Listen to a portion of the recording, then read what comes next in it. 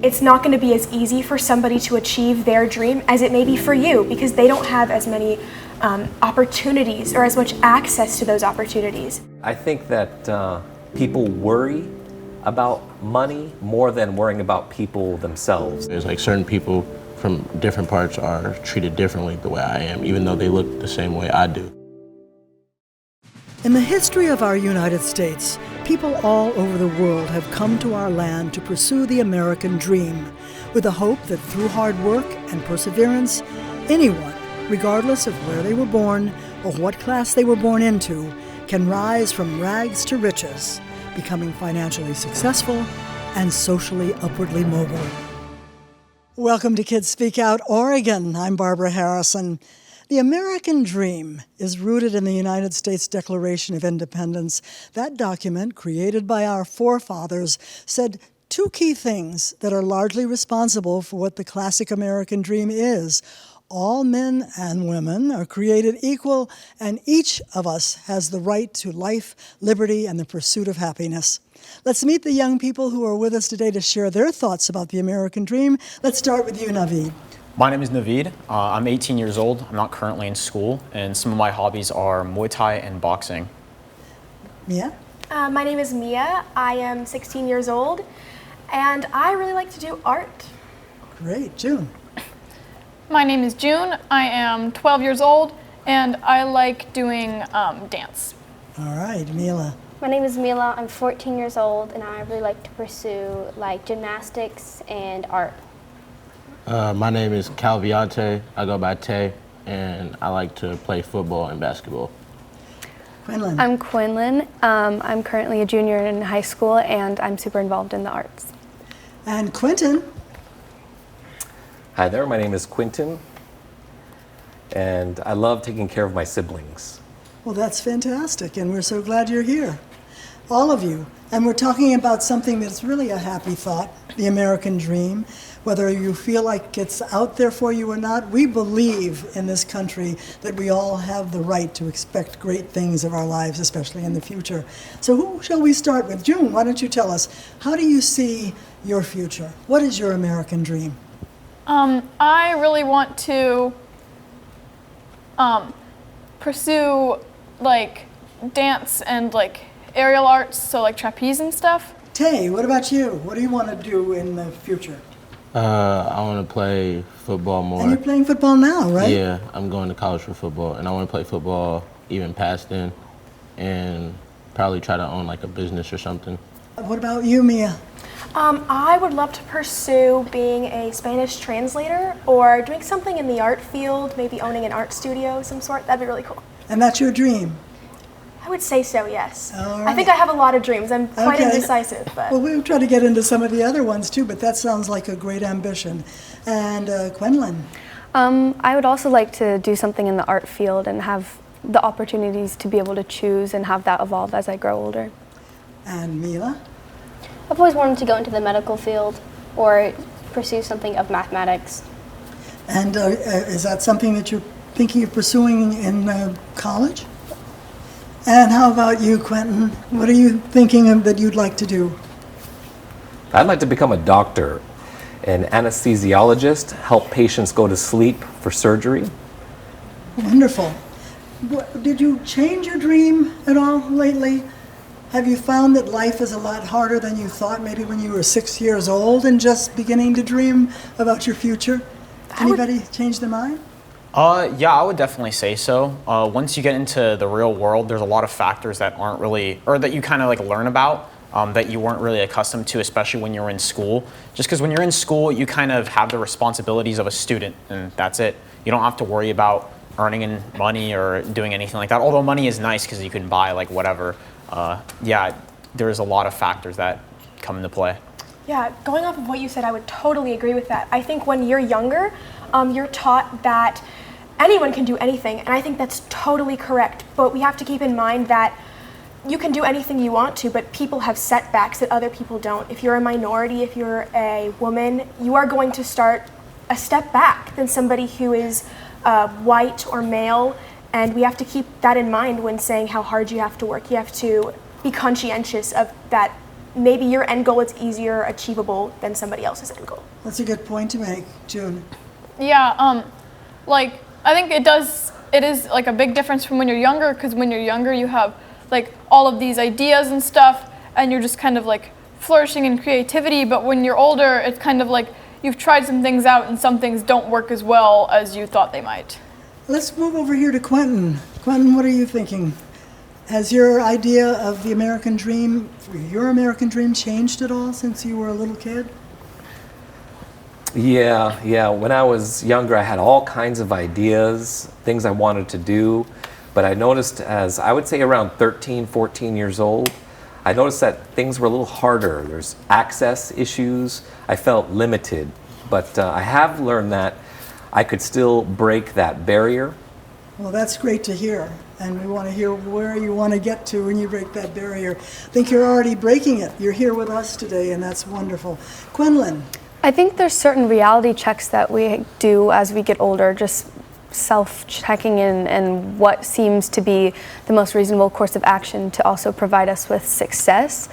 I think success is often defined by your ability to be financially and emotionally and physically stable in a career path, and the certain percentages that allow you to feel secure in your career paths kind of differ where you feel that you may pursue life going on.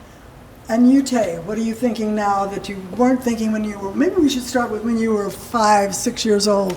What was your dream at that point? You weren't thinking of playing football at that point, were you? No, I was more thinking of playing basketball, and then I realized that certain things like happened that maybe so I couldn't do that, and it's like where certain places of where I came from, so it kind of made it harder for me to You mean achieve they that weren't dream. playing basketball in the area you were living in? It was more like the people around me were a lot better than what I thought, and then I realized how hard it was to make it because you have to be a certain level to actually do that. Did it have to do with height? A little bit. Well, you look like you're pretty tall from where you're sitting right now, but football became your sport. Yeah. And Mila, how about you? Did you change your mind over the years? Yeah, when I was little, not little, but for a while I thought I wanted to be a psychiatrist, but I think I learned that they didn't get much of a annual income, and I think income is very important in life, so I kind of shut down on that and went more into like surgical medical field and more. So you're thinking of going to medical school and then studying Maybe surgery? Surgery, yeah, surgeon, or that kind of medical field. Well, that's a great American dream. Let's talk about the American dream.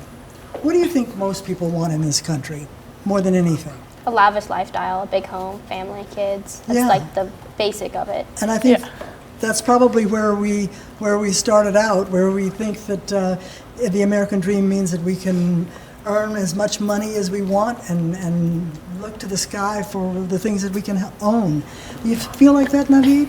Is money the ultimate goal so that you can buy what you want? It's definitely part of it. Money is freedom. When you have more money, you have less worries about if you can have water in your house or your safety. But I don't think it should be the end goal, because I believe there was some studies that show after a certain threshold of income, you actually, like, your happiness kind of caps out. I believe that was $75,000 a year, because you just have all of access to your basic needs. And so anything after that, it's just exponential. So you say, oh, I want to make 100,000 now. Oh, well, I have 100,000. You know, you get used to that lifestyle. Now you want to make more and more and more and more. It's a never-ending chase. And so I don't think it should be the end goal, but I think it should definitely be part of it. Anybody else agree that money is out there? That's part of football. Yeah. You want to make a whole lot of money playing football? Or is that not the dream? Is the dream just being out there on the field? I think I don't really care much about the money for like playing. I just wanted to play because it's something I do to have fun. And I think the American dream is more like something you should do something that brings you joy instead of like doing something that's just revolved around money. Well, that's a good idea. I think that a lot of us hope that whatever we choose to do makes us happy when we're doing it. June, have you changed your mind about what you wanted to be?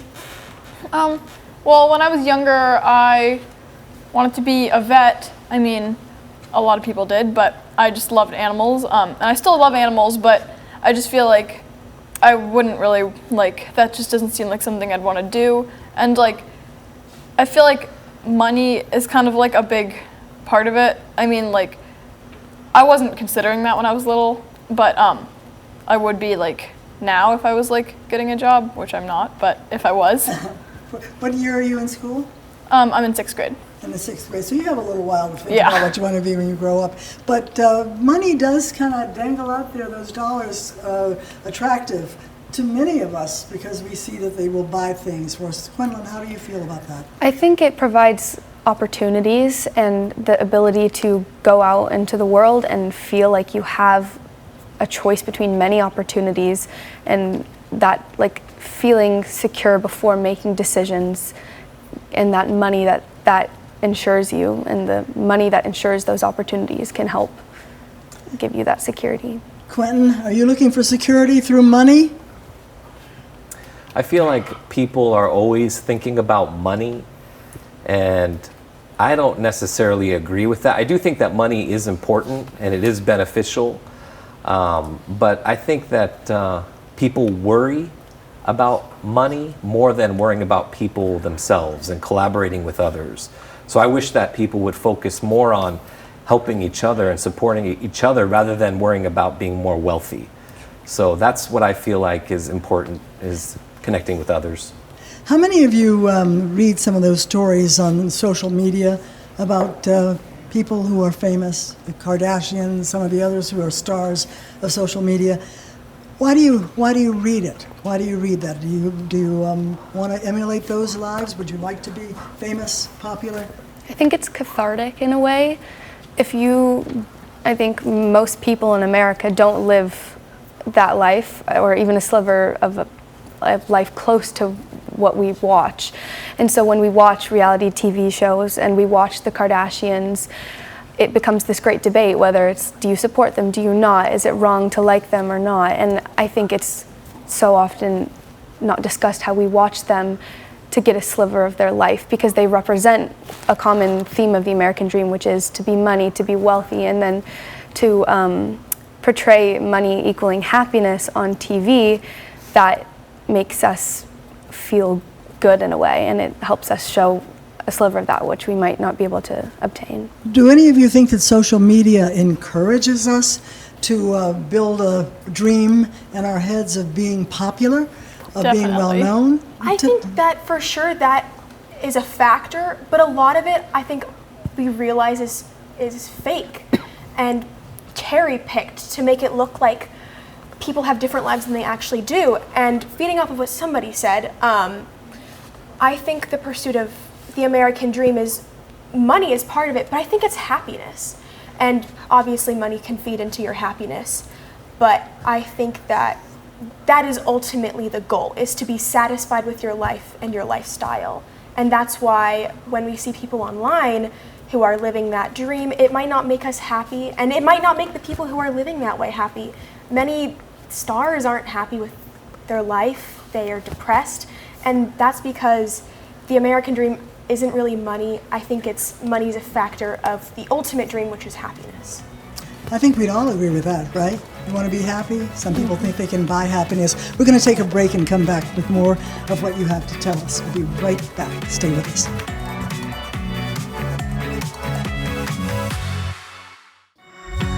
Welcome back. In our final episode of Kids Speak Out Oregon, we're talking about the American dream and how to reach for it, how to find it. We have Quentin with us right now, who wants to tell us who he is, who's speaking with him. You want to introduce your interpreter? Quentin is saying, sure, I'm deaf-blind. I go by Quentin, it's my name sign, and I have an interpreter here, and the reason is because he helps facilitate communication between you, Barbara, and myself, Quentin. And that way, your audience may understand why we have an interpreter here, because he helps facilitate communication. So I just wanted to share that. Well, while I've got your attention, why don't you tell me what your American dream is? My American dream is to help my community collaborate and have equal access to things. I want to show people that those who are disabled can be leaders. It doesn't matter what is going on with you. You can become a leader. So I want to break the barrier again. I want to show that anyone can do anything, whatever they aspire to. But sometimes the American dream can actually be a barrier. Yes, I can imagine. Did you want to say something else about that? Sure. When it comes to barriers, I was saying that you were talking about money and finding happiness, but I feel like there's politics involved, or local government and legislature, who are trying to vie for control over the community. And sometimes money is not something that's given out fair. People use it for drugs, for instance. And so I just feel like it's too much for our community. You know, that brings up a point that some people have raised, that your economic standing, where the family that you grow up in, might reflect the person that you want to become or that you think you can become. Do you feel like that's an obstacle if you grow up in a family that doesn't have a lot? Does that determine what your dream might be? I can't really speak for like not as wealthy people. I grew up in like a fairly well-off place, but what I can speak on is mindset. And what I've learned from just training and doing sparring and stuff like that with boxing or Muay Thai is that all of it's mental. It's a lot of the times you're not actually scared of getting hurt by a punch, you're just scared of like getting punched, if that makes any sense. It's not actually that like the punch hurts you. It's just like, oh, I don't want to get punched. I think the same thing can be applied to life, and it comes down to a lot of limiting beliefs and mental barriers. And that's why I really respect, well, I'm sorry, what was your name, Quentin? Quentin. Yeah, I Quentin, really yeah. respect the goal that you have, and I think that's a really admirable thing Thank to you. do. I would definitely agree with what you said. I do think that I touched on this a little earlier, but where you grew up in, what people told you you could or couldn't do, will definitely limit at first how you feel, the success you feel you can achieve. And I think it's important for everyone to realize that we all come from different backgrounds, and it's not going to be as easy for somebody to achieve their dream as it may be for you, because they don't have as many opportunities or as much access to those opportunities. And I think it's important to acknowledge that and not treat people as if they're not working hard enough when they come from a totally different background than you. You have no idea what's going on in their lives, and they may have some crazy obstacles they have to get over to get to where you have come, and you have to acknowledge that.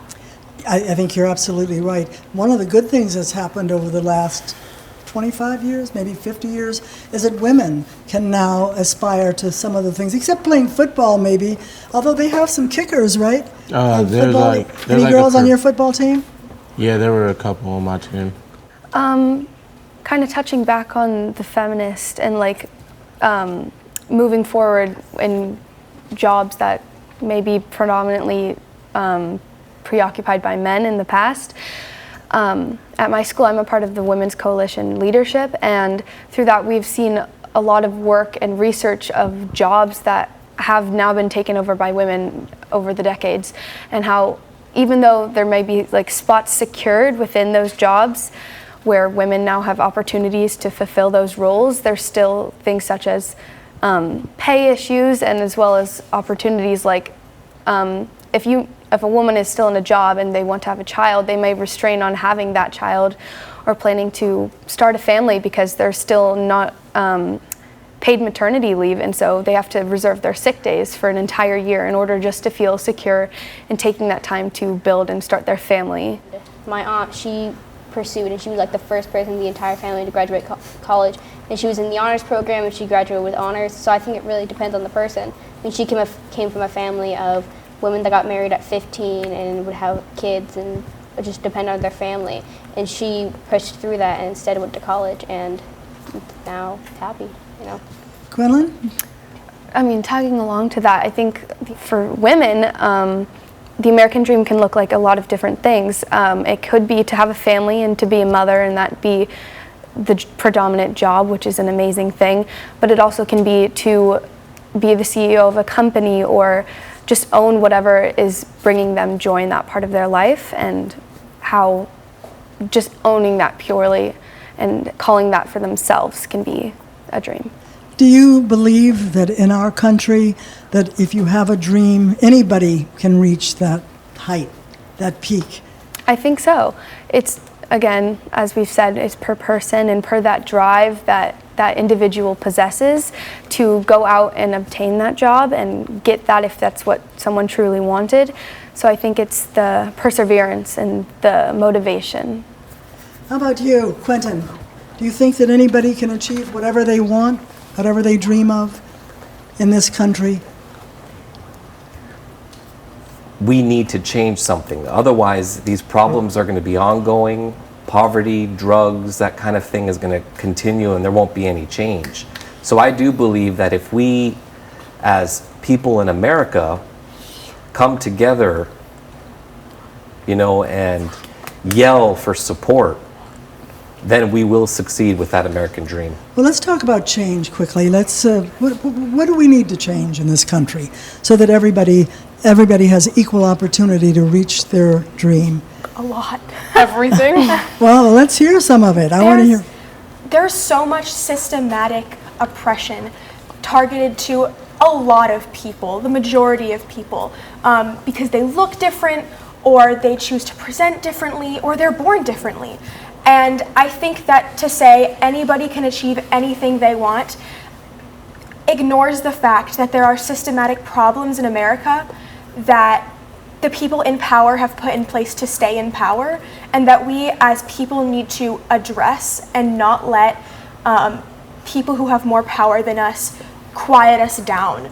And I think that, it's not as achievable for someone it's not as achievable for someone to reach the American dream as it may be for somebody else. And I think that starts with a systematic change in America. Do you think that all of us need to participate more in our government in making decisions and choosing leaders so that we can see that everybody has the same opportunity? I just wanted to add to what you said. You talked about how there's a lot of systematic oppression and things like that limit certain people from getting the careers they want. However, personally, I think trying to add that into your thought process, I think that's a self-limiting belief. Obviously, you can see that, but I think what that spirals to is a lot of people thinking, oh, well, I can't do this thing because this is here, I agree, and I think that you can do whatever you want, it's possible, but it will be significantly harder for a woman of color to do something that a white man would also like to do if the people in power have a systematic, or have a mindset built on oppression.